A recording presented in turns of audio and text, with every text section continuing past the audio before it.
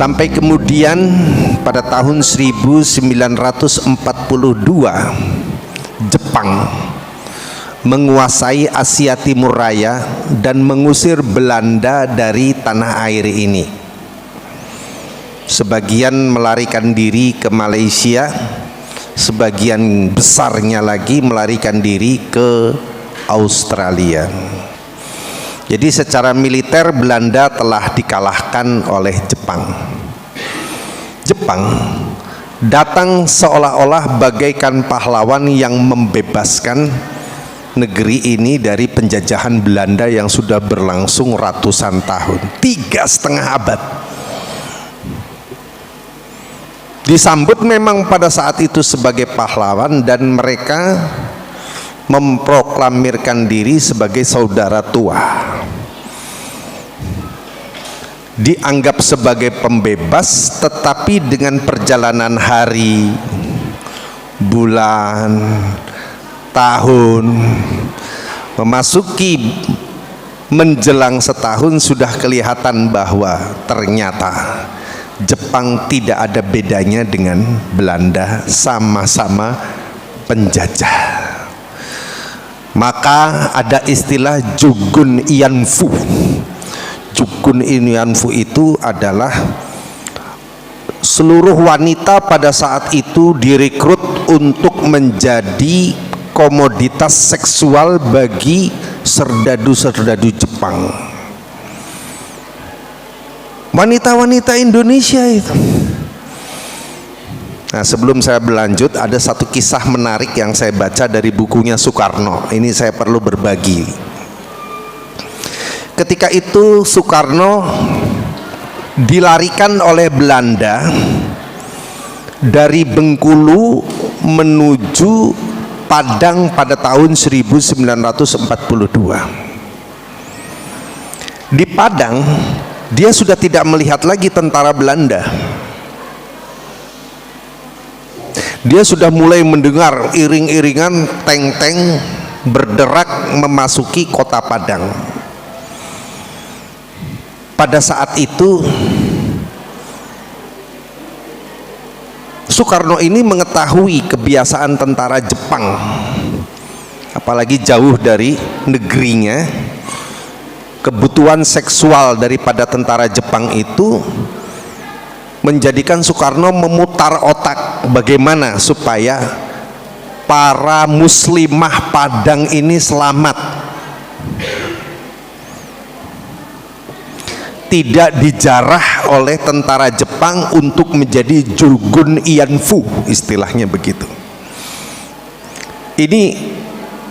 Cerita ini menjadi seru karena menyangkut wilayah fikih. Perlu diketahui bahwa basis Soekarno itu Muhammadiyah, tetapi dia banyak berguru kepada Hasan sebagai salah satu di antara pendiri Persis di Bangil.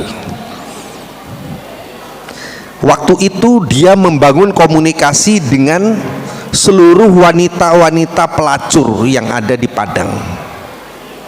Istilahnya dibayat untuk membela negara, membentengi kaum muslimin. Maka para pelacur itu menyatakan sumpah setia untuk menjaga kaum muslimah. Mereka merelakan dirinya untuk menjadi tameng. Untuk membayangkan, Soekarno mendatangi para ulama, meminta fatwa. Kira-kira langkah saya seperti ini gimana? Terjadilah perbedaan pendapat. Ada yang melarang, ada yang membolehkan. Tapi pada saat itu keputusannya yang keluar adalah akhafu dorurain. Kita tidak pada posisi mengizinkan pelacuran. Tetapi kalau ini tidak dicegah, maka dipastikan Jepang akan mengambil semua gadis Padang untuk dijadikan Jugun Ianfu. Dan ini doror. Adapun pelacur karena memang profesinya, maka diambil sebuah kesimpulan untuk diizinkan langkah Soekarno ini dilakukan demi untuk menjaga kaum muslimah yang Padang, muslimah Padang yang sangat taat beragama. Dan betul, Jepang tidak menyentuh sama sekali dan hanya melaksanakan melakukan apa yang sudah disediakan Soekarno di dalam sebuah kompleks pelacuran. Ini dilematis, tapi itulah yang terjadi waktu itu. Baiklah saudara-saudara sekalian, itu situasi Jepang ketika masuk. Dan pada akhirnya Jepang kemudian membentuk satuan-satuan militer yang dikenal dengan PETA, Pembela Tanah Air. Ya, salah satu di antara yang mengikuti pelatihan militer ini adalah Presiden kedua Republik Indonesia, yaitu Haji Muhammad Soeharto. Aslinya Soeharto, tapi terakhir dia menyematkan nama ini menjadi Daijancho, bukan Janco, maaf, Daijancho, ya, komandan bahasa Jepang.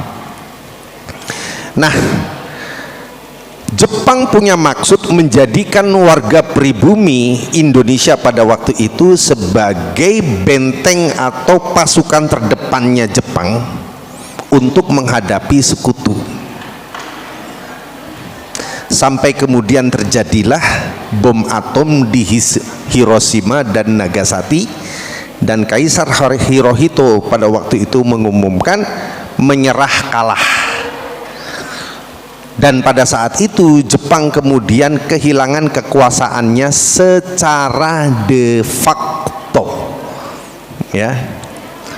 Faktanya Jepang sudah tidak bisa berbuat apa-apa. Maka yang tadinya berlatih melalui Jepang itu kemudian kita kenal dengan adanya terjadi pemberontakan Blitar oleh Supriyadi dalam rangka untuk melawan penjajahan Jepang pada waktu itu.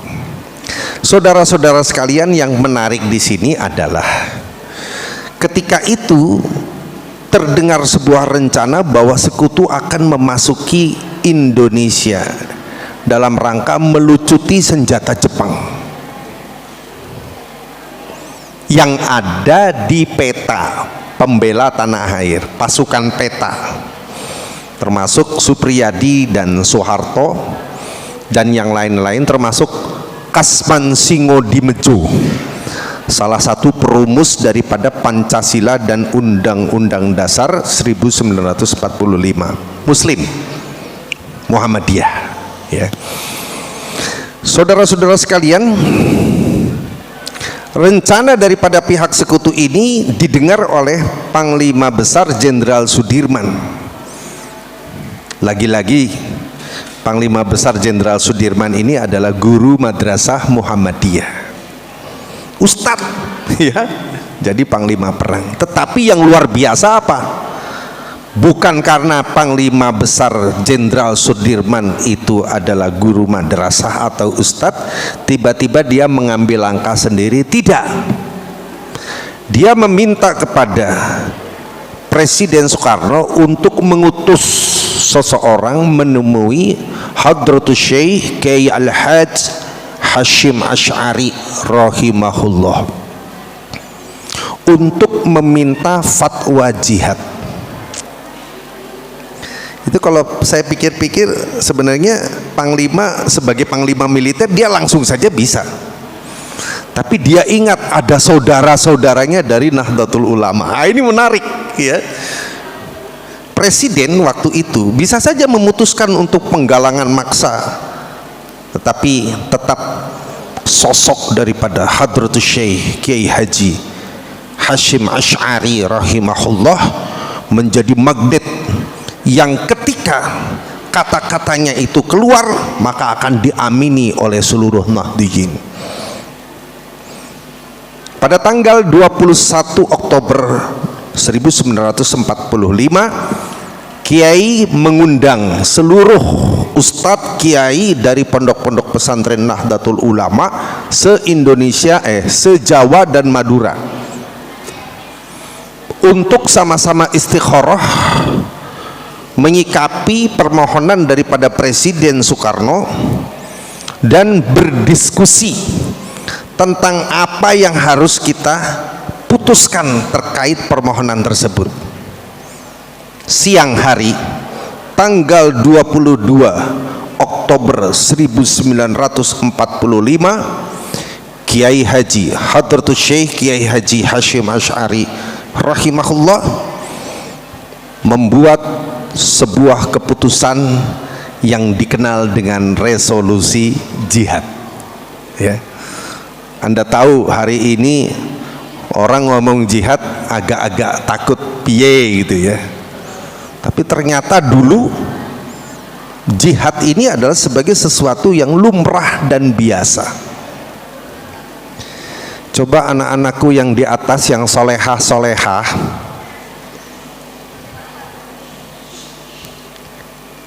kalau antum ingin bicara, kita tukar tempat, saya tak mendengarkan, antum duduk di sini. Ya, siap mendengarkan? Santriwatiku yang solehah, siap? Dengarkan yang baik ya sayang.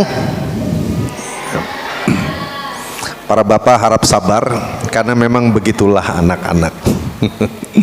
Ini kalau gini saya lupa sampai di mana tadi Pak. Sampai di mana ya? Hah? Menemui Hasyim Asy'ari, maka dikeluarkanlah keputusan yang dikenal sebagai resolusi jihad dengan 3 poin. Ini kita belum ke 10 November ya, karena ini rangkaiannya harus dilihat dari awal. Yang pertama, laki-laki, tua, muda, miskin, kaya, semua harus terlibat di dalam jihad fisabilillah melawan orang kafir yang mau merusak, menghalangi kemerdekaan Indonesia. 2. Siapa yang meninggal dan gugur dalam pertempuran melawan musuh kafir ini, kata-katanya kafir Pak, maka dia layak disebut sebagai syuhada. 3. Siapa yang bekerja sama dari kalangan warga Indonesia bekerja sama dengan Belanda, maka keputusannya adalah hukuman mati. Masya Allah, luar biasa ya.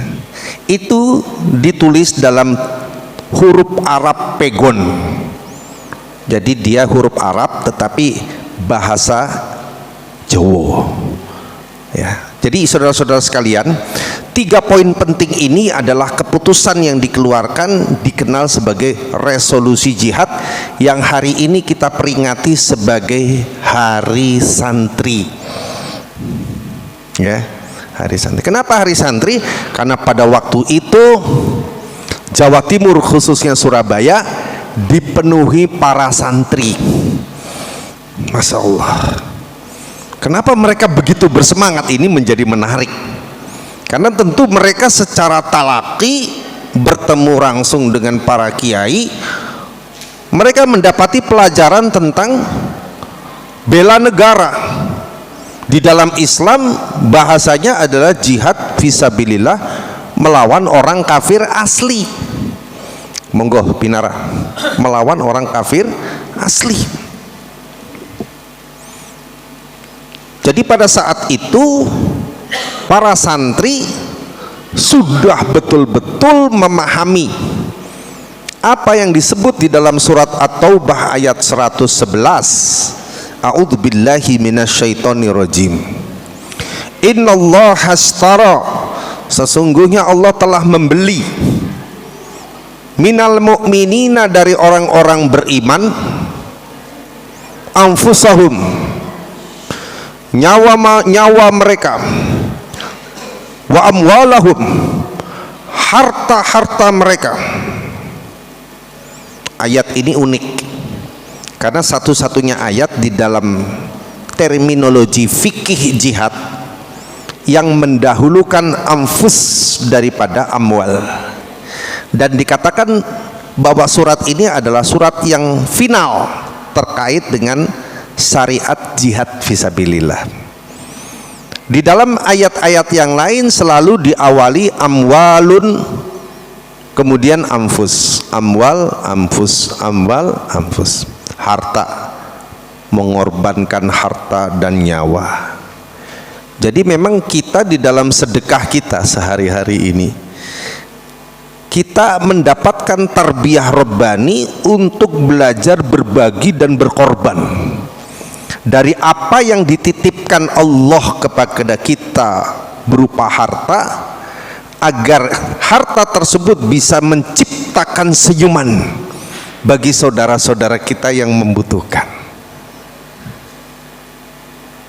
Pelatihan Rabbani ini yang kemudian membentuk karakter sampai kepada tingkat mengorbankan satu-satunya yang dimiliki, yaitu nyawa. At-Taubah 111 mendahulukan anfus dan mengakhirkan amwal, karena sudah selesai tarbiyah robbaninya, sehingga seseorang sudah tidak peduli lagi dengan dirinya. Yang penting negara ini selamat dari penjajahan. Mereka wakafkan nyawa satu-satunya titipan Allah pada raga yang mereka miliki untuk mempertahankan Indonesia. Ini menarik.